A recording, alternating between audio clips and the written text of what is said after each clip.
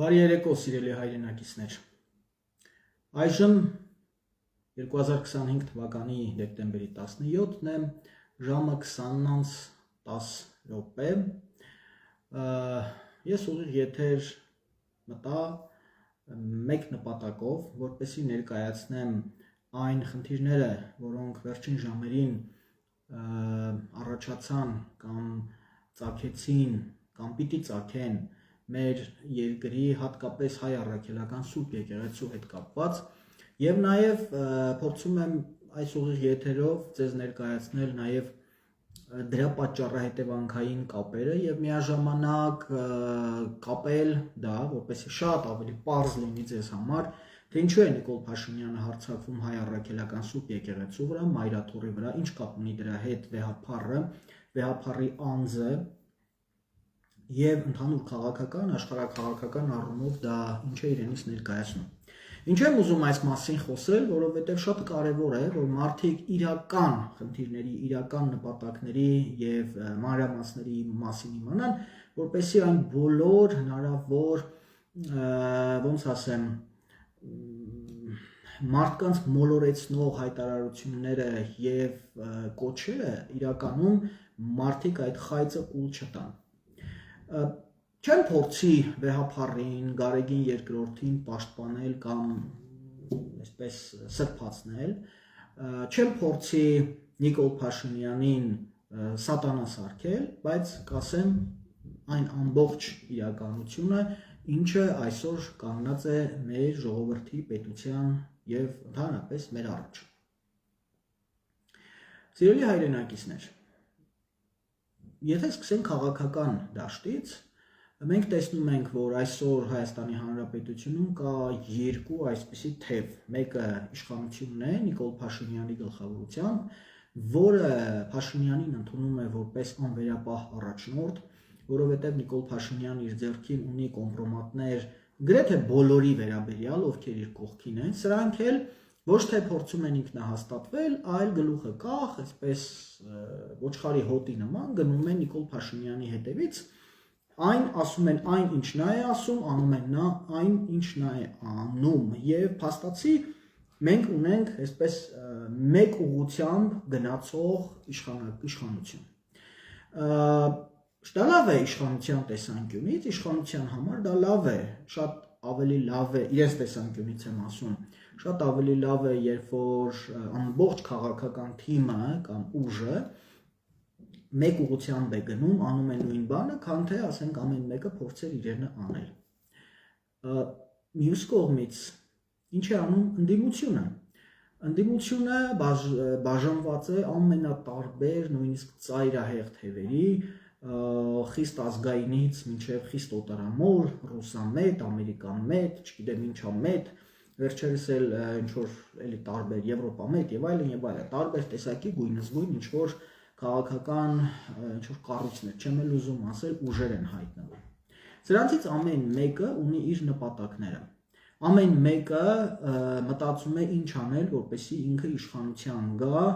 եւ ոմանք շատ ազնվորեն են փորձում իշխանության գալ ազնիվ նպատակներով, ոմանք ուղղակի իշխանության մեջ լինել, այսպես թիկնազորող մանգալ, ունենալ ծառայողական մեքենաներ եւ այլն։ Ոմանք էլ գիտեն, որ իրենք իշխանության չեն գալու, բայց որոշ գումարի դիմաց այսպես տարբեր ծառայություններ են մատուցում կամ իշխանությանը կամ ընդդիմությանը։ Գիտեք, ընդդիմության մեջ էլ կան ընդդիմադիր ուժեր, որոնք ոչ թե ընդդիմություն են, այլ իշխանություն են։ Օրինակ, ասենք Լևոն Շիրինյան կամ Արամ Զավենի Սարգսյան եւ այլն։ Հիմա սիրելի հայրենակիցներ, ինչ է տեղի ունենում։ Ցավոք սրտի ընդդիմադիր քաղաքական կառույցներ, կուսակցություններ եւ այլն շատ-շատերը այսպես իրենց առաջ նպատակ են դրել ամեն գնով հասնել իշխանության։ Որոշ ընդդիմադիր ուժեր իշխանության հասնելու ճանապարհին մտածում են ինչ անել, որ իրենք հայտնվեն խորհրդարանում։ Այսպես ասենք, Օլիմպիադայի սկզբունքով կարևորը մասնակցությունն է։ Այս ամեն ինչը քաղաքական առումով շատ հասկանալի է, որովհետև որոշ քաղաքական կառույցներ կան, որոնք նոր են ստեղծվել եւ ուզում են իրենց համար քաղաքական ճանապարհ հարթել։ Բայց եթե մենք նայում ենք Հայաստանի այսօրվա իրականությունը, մենք պիտի հասկանանք, թե ինչ իրավիճակում ենք մենք ապրում եւ արդյոք այսօր հնարավոր է այսպես օլիմպիական սկզբունքով գնալ, այսինքն կարևորը մասնակցությունն է։ Ես կարծում եմ եւ համոզված եմ, որ մենք դրա իրավունքը չունենք, որովհետև դա կարող է լինել վերջին մասնակցությունը քաղաքական այդ ուժերի, հաշվի առնելով, թե ինչ իրավիճակում է Հայաստանը եւ մի քանի ամիս հետո ինչ է տեղի ունենալու մեր պետության ժողովրդի հետ, եթե հանկարծ Նիկոլ Փաշինյանը կարողանա վերարտադրվել։ Իսկ մենք տեսնում ենք, որ մեր թշնամական ուժերը Թուրքիան, Ադրբեջանը, Եվրամիությունը, Ամերիկան, Պակիստան եւ այլն աջակցում են Նիկոլ Փաշինյանին։ Բոլոր այն պետությունները, որոնք մասնակից եղան Արցախի հանձնմանը, աջակցում են Նիկոլ Փաշինյանին։ Ավելին ասեմ, նույնիսկ Ռուսաստանն է ինչ որտեղ այսպես ոնց ասեմ, ուղղակի լուր Նիկոլ Փաշինյանի արածների առումով։ Եվ անձամբ ինձ մոտ տպավորություն է, որ կարծես թե Ռուսաստանը ուզում է Հարավային Կովկասից դուրս գալ եւ այդ կերպ Նիկոլ Փաշինյանը լավագույն այդ ուղղությունն է, այսինքն Հայաստանը զիջել օրինակ թուրքական ուղղությանը։ Չեմ բացառում, բայց այստեղ կարևոր է ոչ թե հույսը դնել արտաքին այս կամ այն ուժերի վրա, այս կամ այն գերտերության վրա, թե ռուսները կգան մեզ կփրկեն, ամերիկացիները եւ այլն, այլ հույսը դնել սեփական ազգային ծրագրերի վրա։ Այսինքն ինչ անենք մենք, պարզ է, որ ինչպիսի գերտերությունների հետ փորձենք համագործակցել, որ Հայաստանը այսօրվա դրությամբ այսպիսին ինչպիսին կա կարողանա պահպանվել եւ ազգային ինքնությունը եւս պահպանել եւ վաղը, որպեսզի կարողանա հաջողությունների հասնել, երբ աշխարհի այս 6-րդ վերաբաժանումը ավարտվի։ Նիկոլ Փաշինյանը մտածում է, որ Հայաստանը այսօր պետք է մտնի թուրքական աշխարհ, դառնա թուրքական աշխարհի մաս, հրաժարվի ազգային ինքնությունից, դա չի նշանակում հրաժարվել հայ լինելուց, բայց ազգային ինքնության մեջ մտնում են մեր պատմությունը, մեր մշակույթը, մեր ազգային եկեղեցին, եւ ահա այստեղ ազգային եկեղեցու առումով Նիկոլ Փաշինյանը կատարելով մեր թշնամիների պահանջները, տվյալ դեպքում հայ առաքելական սուրբ եկեղեցին ծնկի բերելու պահանջը, սկսել է հետապնդել ամենայն հայոց կաթողիկոսին։ Ես չեմ փորձի ասել, որ ամենայն հայոց կաթողիկոս Գարեգին II-ը, չգիտեմ, անխոցելի մարդ է, սուրբ է եւ այլն։ Մենք շատ լավ հասկանում ենք, որ մարդը, եթե մարդ է, ուրեմն խոցելի է, ուրեմն մեղավոր է։ Մեղավոր ենք բոլորս։ Մեր կյանքով նկատի ունեմ, արարքներով։ Գարեգին II-ը կարծում եմ եւս անսխալական չէ։ Ես Գարեգին II-ի անձի առումով որևէ դրական կամ լավ բան չեմ ասելու, վատ էլ չեմ ասելու, որպեսզի չստացվի, թե անձն է այստեղ կարևոր։ Կարող է Գարեգին II-ը շատ սխալ բաներ արած լինի իր կյանքում եւ գործունեության մեջ։ Անձամբ ես նաեւ գիտեմ որոշ սխալ բաներ Գարեգին II-ի մասին, խոսքը իհարկե երեխայի մասին չէ, չեմ հետաքրքրվել եւ մեծ հաշվով ինձ հետաքրքիրել չէ իրականում նա երեխա ունի թե չունի։ Եթե անգամ ունի, ապա այդ երեխան նա ունեցել է մինչև հոգևորական դառնալը, այսինքն կանոնական ուխտ չի խախտել։ Իսկ եկեղեցին թույլ է տալիս այսօր հոգևնույն, տեսեք, Կոտայքի թեմի առաջնորդը Արգիշտի հայրը խախտել է, չէ՞, հստակ խախտել է կանոնական ուխտը, բայց Նիկոլ Փաշինյանը նրան գրկաբաց ընդունում է։ Կամ նույն Նավասարդը Կճոյան, քանի անգամ է խախտել կանոնական ուխտը եկեղեցու, բայց Նիկոլ Փաշինյանի համար համարվում է այսպես կարևոր անձ։ Ինչու եմ սա ասում, այսինքն Նիկոլ Փաշինյանի թիրախում ոչ թե այն է, թե Գարեգին II-ը երեխա ունի թե չունի, այլ ուրիշ բան է։ Ուրիշ բանը հետևյալն է, սիրելի հայրենակիցներ։ Գարեգին II-ը լինելով այսպես ավանդական, արմատական արժեքների կրող, նա դեմ է թուրքական աշխարհի մաս դառնալու Հայաստանի կառավարության ծրագրին։ Դեմ էր նաև Արցախը Ադրբեջանին ճանաչելու այդ քայլերին, Նիկոլ Փաշինյանին։ Եվ այս համատեքստում, սիրելի հայրենակիցներ, դրա համար Գարեգին II-ի ջանքերով օրինակ պահպանվեց Արցախի թեմը, որի առաջնորդ էր Վրթանես arczepiskopos Աբրահամյանը։ Իրականում ես շատ մտերիմ էի Վրթանեսի հետ, շատ մտերիմ էի, համարում էի ինձ շատ հարազատ մարդ, բայց գիտեք ինչ, ճշմարտությունը շատ ավելի թանկ է, քան հարազատները։ Մարդը եթե դավաճանում է ազգային արժեքներին, ապա ով ուզում է լինի, անգամ հարազատ եղբայրդ լինի, պիտի կարողանաս քո մեջ ուժ գտնել եւ հրաժարվել այդպիսի դավաճան ուրացող մարդուց։ Եվ այստեղ խնդիր կա Նիկոլ Փաշինյանի եւ նրա հովանավորների, տվյալ դեպքում Թուրքիա, Ադրբեջան, Մեծ Բրիտանիա,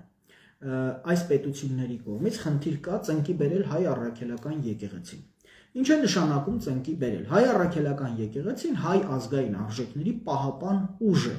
կարևոր ուժ է, որը ինչպես Հայաստանում, այնպես էլ աշխարհում իրենից իրականում մեծ ուժ է ներկայացնում։ Քրիստոնեությունը գիտեք, որ մի քանի մասի է բաժանված՝ կաթոլիկ, ուղղափառ, հայ առաքելական եկեղեցին իր էությամբ ուղղափառական է, բայց լրիվ առանձին թև է, առաքելականը։ Եվ այստեղ շատ նաև գնում է կրոնական պայքար քրիստոնյաների մեջ, որը ես համարում եմ մեծ սխալ է, որովհետև եթե մի կողմից իսլամը ընդհանուր առմամբ պայքարում է աշխարհը գրավելու համար, ապա քրիստոնեությունը ոչ այնքան իսլամի դեմ է պայքարում, որքան ինքը իր դեմ։ Տեսակ Ուկրաինայում ինչ արեցին, դա Հռոմի պապի ուղիղ աջակցությամբ, Ուկրաինայում փակեցին ուկրաինական ռուս ուղղափառ եկեղեցիները եւ հիմա Ուկրաինան փորձում են սարքել կաթոլիկական այսպես պետություն, բայց գիտեք ժողովուրդը եթե 1500-1600 տարի խոսքը ոչ թե հենց ուկրաինացիների մասին է, այլ կրոնը որպես այդպեսին եկել է ուղղափառությունը։ Նաև գիտեք, որ Քաղկեդոնի ժողովից հետո ավելի շատ բաժանում եղավ եւ հայ ժողովուրդը 1700 տարի քրիստոնյա ժողովուրդը առաքելական, հայ առաքելական։ Հիմա ես իհարկե մանրամասներ չեմ փորձի ասել, թե ինչու է կոչվում առաքելական, ինչ տարբերություն կա կաթոլիկների, ուղղափառների միջև, հայ առաքելական եկեղեցին ինչով է տարբերվում օրինակ կաթոլիկներից, բայց մենք հասկանում ենք, որ քաղաքական առումով եւ նաեւ քաղաքակրթական առումով շատ մեծ տարբերություն կա եւ նաեւ շատ մեծ պայքար կա եւ խաչակրաց արշավանքները, որ տեղի ունեցան միջնադարում, նաեւ հենց այդ կաթոլիցիզմը տարածելու նպատակ էր հետապնդում։ Հայ առաքելական եկեղեցին համարվում է լիարժեք անկախ ուղղափառ եկեղեցի։ Կաթոլիկ աշխարհի համար, Հռոմի պապի համար լավագույն ժամանակներից մեկն է ծնկի եկած հայկական պետականության մեջ թույլաtsնել առաքելական եկեղեցին եւ աստիճանաբար վերափոխել, մտցնել կաթոլիկ արժեքներ, կաթոլիկ սովորույթներ եւ այդ կերպ այսպես պատմական մեծ փոփոխություն անել։ Ինչպես որ պատմական մեծ փոփոխություն եղավ Արցախի առումով, փաստացի պատմության մեջ եզակի դեպքերից է, երբ որ հայկական աշխարհի, հայկական լեռնաշխարհի այդ հատվածում հայ չի ապրում։ Եվ այս համատեքստում Նիկոլ Փաշինյանը շատ լավ օգտագործվում է եւ այստեղ եթե Նիկոլ Փաշինյանին հաջողվի գահանկեց անել, մայրաթորից հեռացնել, ձերբակալել, կալանավորել կամ չգիտեմ ինչ Գարեգին II ամենայն հայոց կաթողիկոսին,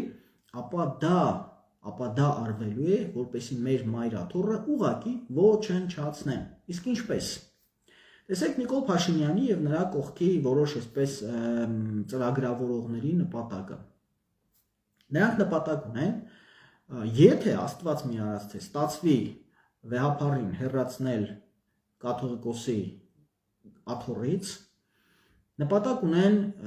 որպես այդպիսին կաթողիկոս կամ չնշանակել, կամ նշանակել տեղապահ, որը կլինի թուլամորթ եւ իրենից որևէ արժեք չներկայացնող մարդ, ասենք Նավասարդը, Բենթլի կճոյանը,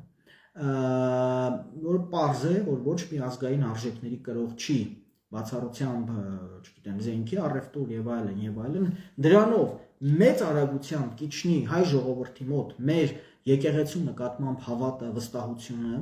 Մյուս կողմից այն քահանաները, որոնք հոգևոր ծառայություն են մատուցում Հայաստանի տարբեր վայրերում, այս քահանաներին կտրվի, այսպես ասենք, անկախություն։ Իսկ ինչ է նշանակում անկախություն։ Հայ առաքելական եկեղեցին ուղղահայաց կառավարվող կառույց է։ Այսինքն քահանան օրհնություն ստանում է թեմի առաջնորդից, թեմի առաջնորդը օրհնություն ստանում է վեհապարից։ Եթե ամենավերևը ոչնչանում է, թեմի առաջնորդները դառնում են այսպես առանձին նախարարություններ, այլ կերպ ասած։ Առանձին նախարարություններ ասվածը իր հերթին բերում է քաոսի։ որևէ մեկը, ասենք օրինակի համար պատկերացրեք Արցախի թեմի առաջնորդը, որը դավաճանել է ազգային եկեղեցուն, սկսում է ինչ-որ բաներ որոշել։ Օրինակի համար կարող է որոշել, որ Արցախի թեմի առաջնորդը որոշում է Արցախը ճանաչել Ադրբեջանի կազմ, օրինակի համար։ Կամ Կոտայքի թեմի առաջնորդը, որը մի քանի երեխաներ ունի, իրականում խախտելով կանոնական ուխտը, կարող է, ասենք, չգիտեմ, ինչ-որ մի բան որոշել, որ չի մտնում հայ առաքելական Սուրբ եկեղեցու ոչ կանոնների, ոչ էլ որևէ արժեքի մեջ չի տեղավորվում։ Եվ այսպես շարունակ։ Կամ ասենք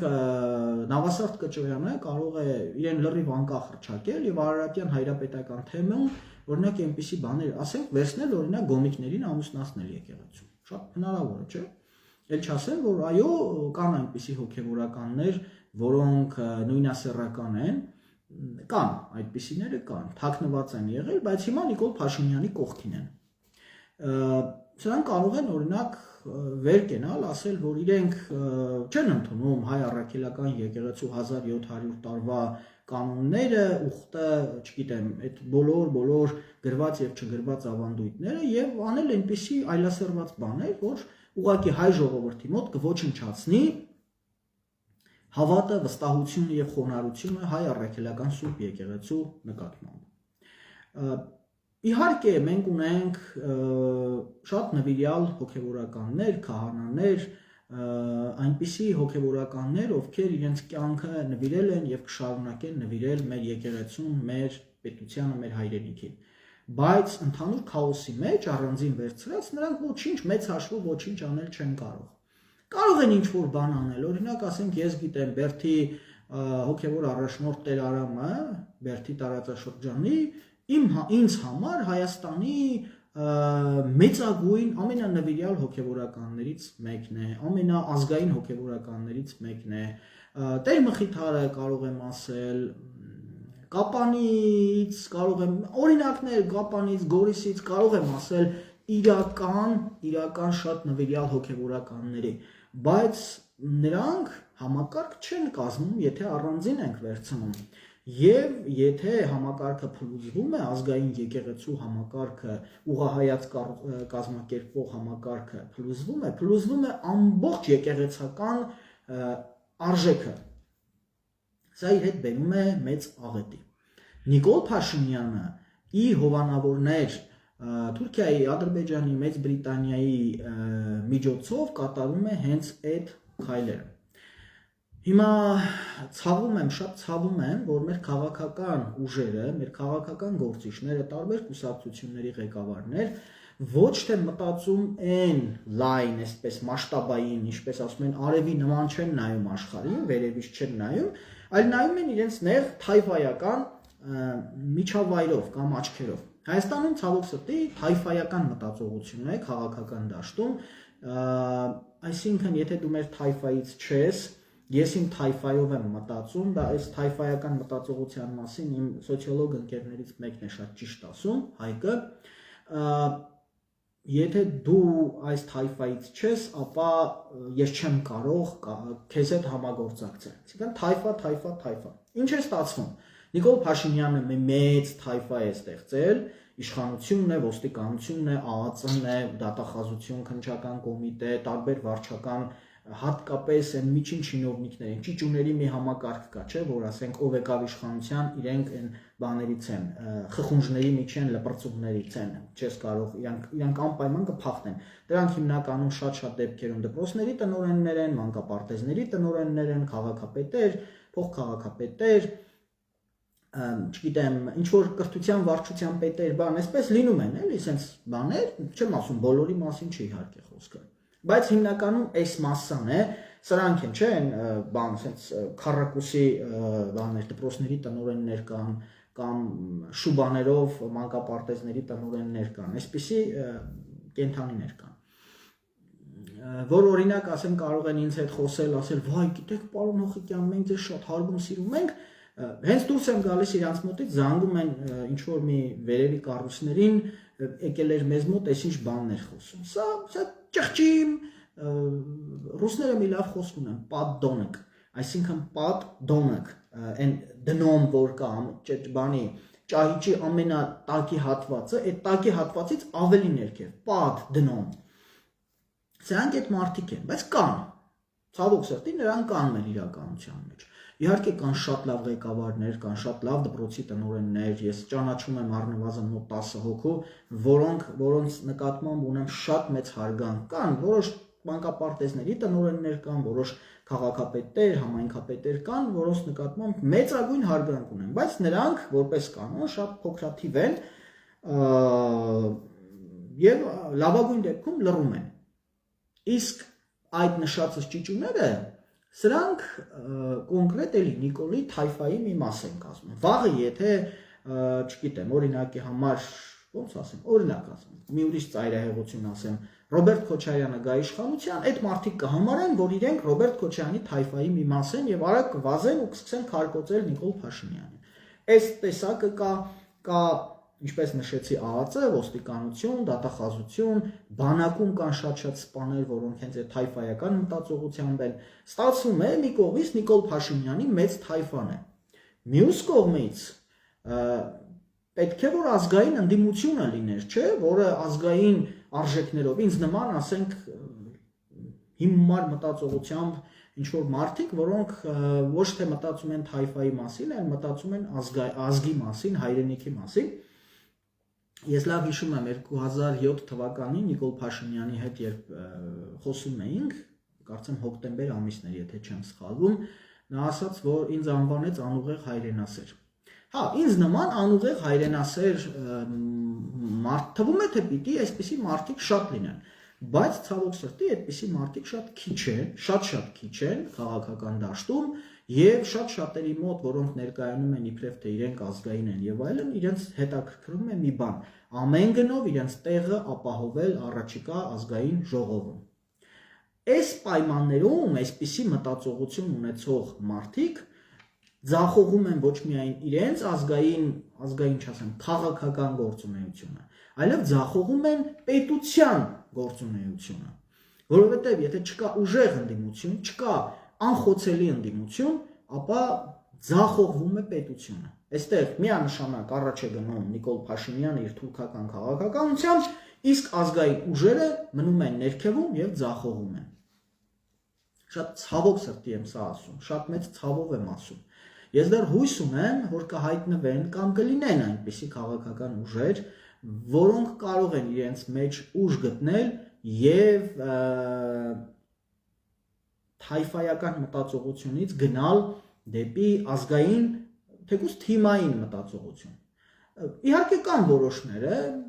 շատ այսպես չեմ ուզում հիմա հստակ անուններ տալ, որ քարոզչություն չդիտվի, բայց ես հույսեր եմ կապում որոշ քաղաքական ուժերի հետ, որոնք կարող են միավորվել, որոնք կարող են իրենց մեջ ուժ գտնել եւ թայֆայի փոխարեն ընտրել թեկուզ թիմային, խմբային, ազգային արժեքները։ Տեսնենք, բայց ժամանակ չունենք, սիրելի հայրենակիցներ։ Դեկտեմբերի 18-ին, այսինքն վաղը 5-շաբթի օրը Նիկոլ Փաշինյանի ենթակա ուրացող մի քանի հոգևորականներ, ուղղակի չեմ էլ ուզում ասել հոգևորականներ, որտեղ մարդիկ եթե հոգևոր արժեքների կրողներ չեն, ինչ հոգևորական։ Դրանց մեջ Վրթանեսը, դրանց մեջ Նավասարդը եւ մի քանի մոտ 10 հոգի, եթե չեմ սխալվում, հայտարարությամբ են հանդես եկել, կարդացի այդ հայտարարությունը, ես այդտեղ հոգևորականի ձեռագիր չտեսա, ես տեսա Նիկոլ Փաշինյանի կամ Դդումի լավագույն դեպքում ձեռագիրը, որոնք մարդկանց ասում են, որ եկեք գնանք գրավենք Մայրաթուր վաղը, դեկտեմբերի 18-ին, ժամը 17:00-ին Դդումի նախաձեռնությամբ ուրացող եպիսկոպոսները, ուրացող ազգուրած հոգևորականները հարձակվելու են Մայրաթուռի վրա։ Ինչ է անելու Մայրաթոռը, ինչ է անելու վեհափառը, ինչ են անելու քաղաքական ազգային, իրենց ազգային հռչակած ուժերը, ես չգիտեմ, անկեղծ չգիտեմ։ Ես եւ ընկերներս մեր դիվանագիտական հիմնադրամը, Արարատյան պետություն հասարակական կազմակերպությունը, որը ես եմ ղեկավարում, իմ որոշ ընկերներ, տարբեր նվիրյալ մարդիկ, տարբեր ժամանակներում մենք մեր հնարավորության սահմաններում կանգնել ենք մայրաթոռի կողքին, հայրենիքի կողքին։ Ես չգիտեմ, թե ինչ տեղի կունենա վաղը։ Ենթադրում եմ, որ Նիկոլ Փաշինյանը այս ազգուրացների հետ, այս 10 եպիսկոպոսների հետ մի քանի 100, այսպես քաղաքացիական հագուստով ոստիկանների կուղարկի, որ գնան այնտեղ սկսեն գորգռալ, իբր թե իրենք հավատացյալներ են, բայց կյանքում եկեղեցի գնացած չեն լինի, եւ փորձեն ինչ-որ բաներ սադրել։ Գուցե։ Բայց որ հայտարարել են եկեղեցու վրա մայրաթոռի վրա գնալու մասին, դա փաստ է, իրենք են հայտարարել։ Ինչ կարող է անել մայրաթոռը։ Ես կարծում եմ մայրաթոռը պիտի հայտարարությամբ հանդես գա, սկսած վեհափառից, ժամանակն է, որ վերջապես խոսի վեհափառը։ Չի խոսում։ Այդ մարդը չի խոսում։ Մեծ ցավով եմ ասում, ինքը երևի կտրված է նաև իրականությունից։ Վեհափառին երևի թվում է, որ հայ ժողովուրդը ամբողջությամբ այսպես եկեղեցուն մայրաթոռին նվիրված է, բայց երևի վեհափառը նաև չգիտի, չի պատկերացնում, որ կա քարոզչություն, որ կա կեղծ քարոզչություն, որ կա սատանայական քարոզչություն եւ կարող են ժողովրդին կեղծ արժեքներ մատուցել։ Եվ ժողովուրդը լավագույն դեպքում կարող է ուղղակի լուր նայել, թե ինչպես է կործանվում եկեղեցին։ Եվ այստեղ շատ կարևոր է, որ վեհափառը դիմի ժողովրդին։ Կդիմի, թե չի դիմի, ես չգիտեմ։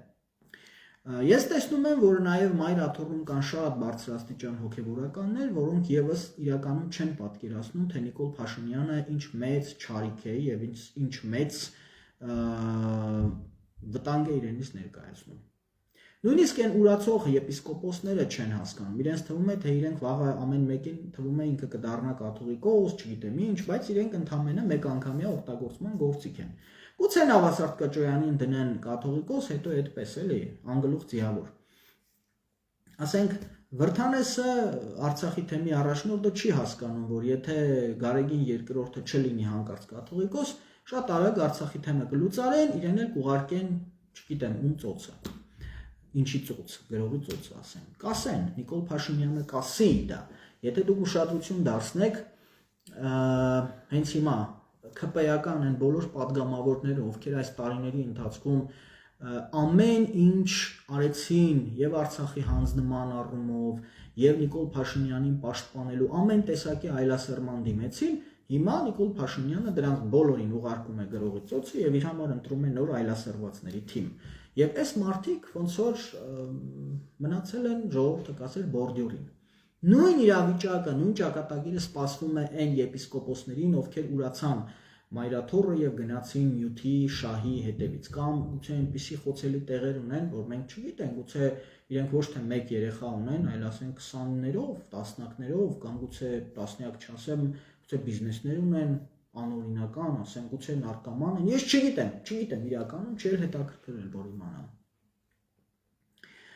Սիրելի հայրենակիցներ, ավարտելով խոսքս ուզում եմ դիմել ձեզ խնդրանքով։ Եթե ունեք հնարավորություն, եկեք մայրաթոռ, գնացեք մայրաթոռ։ Մի նայեք, դուք սիրում եք վեհափառին, թե չեք սիրում։ Սիրում եք այս կամ այն քահանային, թե չեք սիրում։ Ես էլ շատերին չեմ ընդունում հոգևորականներից։ Շատ անկեղծ, առանձնապես շատ ոգևորված չեմ վեհափառի գործունեությամբ։ Նա կարող է ավելին անել, քան արել է։ Շատ դեպքերում ես դժգոհ եմ վեհափառի գործունեության շատ կետերից, շատ դժգոհ եմ։ Սկսած Արցախից ավարտած բազմաթիվ այլ ուղղություններ։ Վեհափառը կարող էր ավելին անել, քան արել է, բայց այստեղ Գարեգին II կաթողիկոսի անձի հարցը չէ, ինչպես ասացի քիչ առաջ։ Այստեղ խնդիրը մեր եկեղեցին է։ Եվ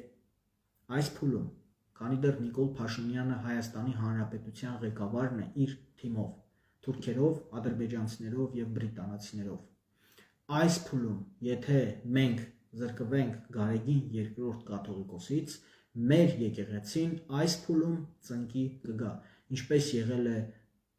Օսմանյան ժամանակներում, թուրքական այլ ժամանակներում, եւ այստեղ շատ կարեւոր է հասկանալ, որ եթե հանկարծ փլուզվի մեր եկեղեցու համակարգը, փլուզվելու է մեր ազգային դիմադրողականությունը եւ շատ ավելի հեշտ կլինի մեր թշնամիներին մեզ ծնկի բերել եւ մի քանի տարում Հայաստանը դատարկել հայերից։ Ավելին ասեմ, Սիրելի հայրենակիցներ, ձեր երեխաները տառապելու են, ձեր երեխաներն են տառապելու եւ տեղի է ունենալու այնպիսի աղետ դրա հետևանքով, որի մասին ենթադրել անգամ չէիք կարող։ Արցախի օրինակը վկա։ Տարիներ առաջ ես Արցախում շատ մարդկանց հետ եմ հանդիպել։ Արցախի իշխանությունների, Բակո Սահակյանի, հետո Արայիկ Հարությունյանի, ամենավերևից սկսած։ Հանդիպել եմ Արցախի թեմի այն ժամանակվա առաջնորդի հետ։ Իրենք այնքան վստահ էին, որ մեզ ոչինչ չի սպառնում։ Այնքան ինքնավստահ էին։ Բայց ես շատ լավ հիշում եմ, որ 2020 թվականի ամռանը, երբ իմ ընկեր Դավիթ Բաբայանին հանդիպեցի, ով հիմա Բաքվի բանտում է, Դավիթը ասաց. Արցախում չեն պատկերացնում, որ մենք կարող ենք կորցնել։ Այն քաղաքական այլասերումը, որ տեղի է ունենում, այն թայֆայականությունը, որ տեղի է ունենում Արցախում, դա բերելու է Արցախի կորստի։ Դավիթի խոսքերն եմ ասում։ Դավիթը, ես ճիշտ ասած այդ ժամանակ այդքան էլ համաձայն չէի իր հետ, դե նաև տարիների փորձի տարբերություն կա։ Դավիթը ասում էր, որ մեր ժողովրդի մեջ Արցախում առաջացել է անհավատություն եկեղեցու նկատմամբ եւ միաժամանակ առաջացել է հայրենի հողի նկատմամբ հյուրանոցի մտածողություն։ Եվ մենք տեսանք ինչ տեղի ունեցավ։ Նիկոլ Փաշինյանին ավելի հեշտ հաջողվեց Արցախը վաճառել, քան կարող էր հաջողվել։ Նույն բանը հիմա սպառնում է Հայաստանի Հանրապետությանը։ Ձեզ թվում է, թե ոչինչ չի սպառնում, բայց այն աղետը, որ եղավ Արցախում, շատ մոտ է Հայաստանի Հանրապետությանը։ Սատանան քայլ առ քայլ է հասնում իր ուզածին, միանգամից չի հասնում։ Սատանան աշխատում է բաժանիր, որ տիրես սկզբունքով։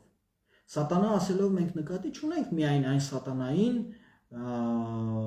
Լյուցիֆեր, հա, ինչպես ընդունված է ասել, որը կա, չգիտեմ, կրոնական։ Սատանա ասելով մենք նկատի ունենք նաև մեր թշնամական ուժերին։ Դուք շատ հաճախ կարող եք այսպես ձեր մտքերում ջայլամի նման մտածել, դե լավ, ինձ չի սպառնում։ Ես հիշում եմ 92-93 թվականներին, 92 թվականին ես փոքր երեխա էի եւ մենք ապրում էինք իմ ծննդավայրում Գեղարքունիքի Մարզիլիչք գյուղում եւ ես ամեն երեկո տեսնում էի, որ Սևանա լճից այն կողմ այսպես անընդհատ կայծակներ էին լինում։ Հայրս ինձ ասում էր, իսկ հայրս իր ամբողջ կյանքը նվիրել է Արցախին, ասում էր, որ այ դա հիմա քարվաճառի համար կռիվներ են, կրակոցներ եւ այլն, ու երբ որ 92 թվականի ամռանը Ադրբեջանին հաջողվեց որոշակի առաջընթաց ունենալ, այդ թվում Մարտակերտի շրջանը գրավել եւ այլն, ու վտանգ կար, որ ադրբեջանցիները կմտնեն Վարդենիս, մեր մի հարևանուհի ասաց, ուզում եմ բարբառով ասել, ասաց. «Վայ աման, օր թուրքեր գան ու դա, ես փախնի մտնի մեր պատվալ»։ Ես այդ ժամանակ երեխա էի, բայց մի բան հասկացա, որ այդ մեր հարևանուհին չի հասկանում, որ եթե թուրքերը կան հասնեն այստեղ, մեր գյուղ, ինքը պատվալ մտնի, նկուղ մտնի, թե, չգիտեմ, քարսուն գազ, խոր, փոսփորի մտնի, թուրքը կհասնի իրեն։ Եվ Արցախը այդտեղ մեծ դիմադրություն էր Ադրբեջանի Թուրքիայի համար։ Ցավոք սրտի մեր ժողովրդի մեջ մեծագույն հատվածի համար մտածողության եւ ազգային դիմադրողականության փոփոխություն, պատկերացում այդպես էլ չեղավ։ Հիմա շատերն ուրախացել են, որ իրենց երեխաները 2 տարվա փոխարեն 1.5 տարի են ծառայելու։ Հա, իհարկե, կես տարի, 6 ամիս շուտ կգան ձեր երեխաները, բայց այն 1.5 տարին, որ իրենք ծառայելու են, փաստացի իրենք ծառայելու են 3 տարվա տանջանքով, որովհետև այդ շրջանը, երբ որ պետք է ծառայեր օրինակ X թվով զինվոր, ծառայելու է X հանած, ասենք 1000 զինվոր։ Եվ այստեղ առաջացնելու է մի բան, որ զինվորը եթե 7 ու 10 օր պիտի առաջնագծում կանգներ, հիմա կանգնելու է 20 օր, 25 օր։ Եվ այդ ծնողները չեն մտածում ավելի հեռուն, թե իրենց երեխաները այդ 6 ամիս որ շուտ են գալու տուն, այդ 6 ամսվա շուտ քիչ ծառայելը իրենց ինչ տանջանք ու տառապանք է տալու։ Իրենց հետաքրքրում է միայն իրենց հոգու հանգստությունը։ Պատահական չի, որ մեր մեծ դերասաններից Ֆրունզիկ Մկրտչյանը, Մհեր Մկրտչյանը երևի թե այսպիսի հարցերի վերաբերյալ էր ասում, որ շատ ծնողներ իրենց երեխաներին սիրելով եսասեր են ավելի շուտ, որովհետև չեն ուզում, որ իրենց երեխային մի բան լինի, ոչ թե որ մի բան չլինի, այլ որպեսզի իրենք չտանջվեն։ Հիմա այստեղ է, շատ ծնողներ ուրախանում են, որ իրենց երեխաները 6 ամիս քիչ են ծառայելու հայրենիքին, ոչ թե նրա համար, որ իրենց երեխաները շատ չտանջվեն, այլ որպեսզի իրենք շատ չսպասեն։ Իսկ թե իրենց երեխաները այդ 1.5 տարվա ընթացքում ինչպիսի տառապանքների միջով են անցնելու, ինչքան մեծ վտանգներ կարող են լինել, որտեղ մի բան է, որ զինվորը 7 օր է առաջնագծում կանգնում, հա, մարտական այսպես հսկողություն, հա, այլ բան է, երբ որ 15 օր է, հոգնել կա եւ կա, տարբեր բաներ։ Իհարկե կարող են ասել, որ Նիկոլ Փաշինյանը խաղաղություն է բերում։ Թույլ տվեք չհավատալ այդ խաղաղությանը։ Դուք կտեսնեք, դուք հիմա կարող եք ասել, որ ինչ է խոսում, ինչ խաղաղություն է հեսաշուտով եւ այլն։ Դուք կտեսնեք, թե ինչ է բերելու Նիկոլ Փաշինյանը, եթե Աստված մի արածցե վերարտադրվի։ Շատ անկեղծ հիմա Նիկոլ Փաշինյանի վերընտրվելու հնարավորությունը շատ մեծ է, ավելի մեծ է, քան ընդդիմության։ Ու երբ որ ես ասում եմ, որ հրեշի ոչնչացմանը մնաց օրինակի համար 180 օր մինչև հունիսի կես,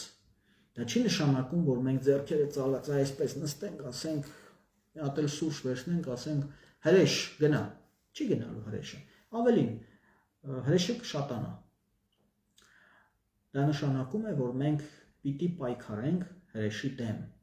Մենք պիտի հնարավոր ու անհնար բոլոր միջոցներով պայքարենք հրեշից ազատվելու համար,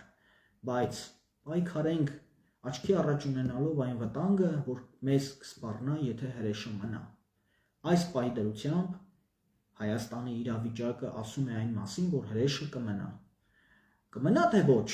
դա կախված է մեր քաղաքական ուժերի կամքից, ինքնազոհողության պատրաստակամությունից, ինչ շատ հաճախ օրինակ ասում են, ինչու կուսակցություն չես բացում, ասում եմ, բացեմ դառնամ 120-րդ կուսակցությունը, որ ինչ, ես պատրաստ եմ իմ հնարավորությունները ներդնել որևէ այնպիսի քաղաքական ուժի հետ պայքարի մեջ, որ մենք կարողանանք ընդհանուր հաջողության հասնել։ Ասենք թե ես կուսակցություն բացեցի, մի 5000 մարդ էլ իմ հետ եկավ, գնացինք ընտրության, հավաքեցի 10000 ձայն, հետո ինչ եմ անելու ես դա։ Սա հիմար մտածողություն է, սիրելի հայրենակիցներ։ Եվ իմ կարծիքով հիմար են բոլոր այն քաղաքական կառույցների ղեկավարները, որոնք այդպես են մտածում։ Գնանք կարևորը մասնակցելն է, կարևորը մասնակցելով այդ մարդիկ ուժ են տալու Նիկոլ Փաշինյանին։ Լավագույնը կլիներ, եթե 2-3 քաղաքական ընդդիմադիր ուժեր կարողանային մասնակցել ընտրություններին, պայքարին եւ ամեն մեկը հավաքեր մի 18-ից 20% ձայն, հետո ասենք 55-60%-ով ազգային ժողովում կոալիցիա կազմեին եւ կառավարություն վերցնեին։ Բայց վեր կենալ ասել ես 4% կհավաքեմ, 5% կհավաքեմ, հա ես ասենք թե գնացի ինչ որ մի քաղաքական ուժ ստեղծեցի, ունեմ բավական մեծ թվով աջակիցներ, ասենք թե 5% ձայն ստացա, հետո ինչ եմ անելու։ Ինչ եմ փոխելու ես իմ պետության, իմ հայրենիքի կյանքում։ Ոչ մի բան։ Դառնալու եմ այդ ճանապարհով կարող եմ դառնալ Նիկոլ Փաշինյանի համար ձայն ապահովող։ Որովհետև փոշիացած ձայներ են գնալու։ Սիրելի հայրենակիցներ, եթե կարող եք վաղը, դեկտեմբերի 18-ին, ժամը 15-ից 16-ի արանքում, այսինքն 3-ից 4-ի արանքում գնացեք Մայրաթոռ։ Եթե կարող եք, օգնեք, որ Մայրաթոռը կանգուն մնա։ Եթե ոչ, աղոթեք մեր հայրենիքի համար, որպեսզի շատ չտանջվենք այդ մահվան ճանապարհին։ Լավ մնացեք։ Բարի գիշեր։